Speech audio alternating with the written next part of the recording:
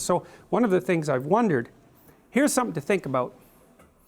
It might be that the sense of meaning that life can provide to you is proportionate to the amount of responsibility you decide to take on. And that'd be very strange if it was the case, you know, because responsibility, of course, is a kind of weight, obviously, and it's difficult to take on responsibility. But if any positive emotion that you feel and your control of anxiety and the control over pain is dependent on the activation of these systems that watch you move towards a desired goal, then the more complete and weighty the goal is, the more kick there's going to be in the observation that you're moving towards it.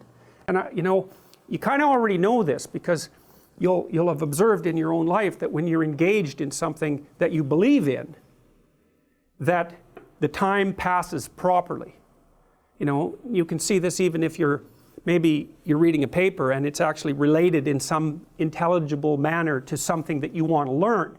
So even though it's difficult, you get engaged in it, you can remember it better, you can process it better, and you're not so likely to fall asleep, and you're not so likely to want to find distractions, all of that. And it would be very interesting if that was proportionate to the degree of responsibility that you're willing to shoulder, and I think you can make a strong case for that. So you can live a responsibility-free life, and maybe one of impulsive pleasure-seeking, but a responsibility-free life, but the price you pay is that it doesn't get to be meaningful.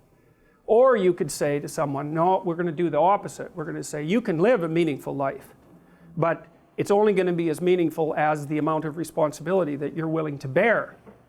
And then you might say, well, what would people choose?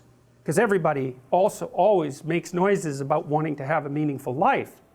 But if the price you pay for that is the adoption of responsibility, then it's not so obvious that people would choose meaning over, you know, over pointless pursuits. If the benefit they got for choosing the pointless pursuits was that they really didn't have to care about anything they ever did, right?